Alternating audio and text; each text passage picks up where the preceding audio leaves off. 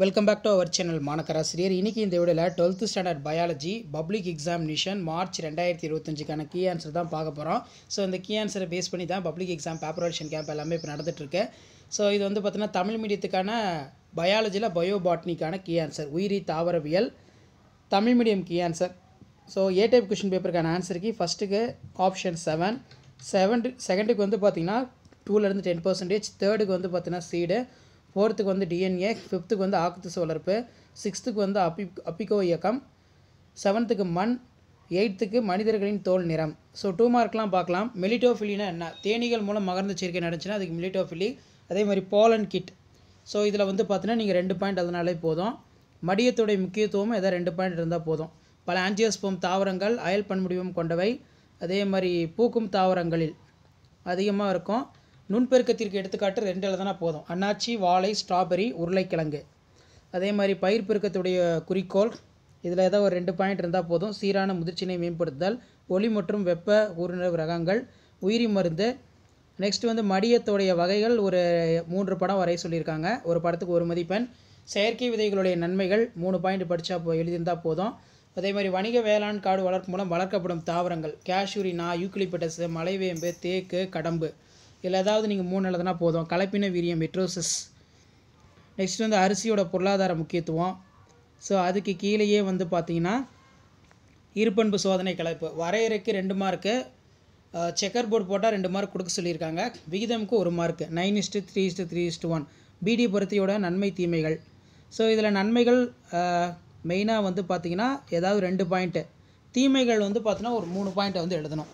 நன்மைகள் வந்து கம்மியாக இருக்கும், தீமைகள் வந்து அதிகமாக இருக்கிறதுனால 3 பாயிண்ட்டு. ஓர் சதுப்பு நிலத்து புறத்தோற்ற பண்புகள் வந்து எழுதணும். அதே மாதிரி கீழே வந்து பார்த்தீங்கன்னா உணவு வலை வரைகிற உணவு சங்கிலி ஒன்றோடு ஒன்று பின்னி பிணைந்து வலை போல் அமைந்திருந்தால் உணவு வலை என்று பெயர். ஏதேனும் 3 முக்கியத்துவம் எழுதணும். ஸோ அதுக்கு கீழே இங்கிலீஷ் மீடியத்துக்கான கீ ஆன்சர் இருக்குது, பார்த்துக்கோங்க.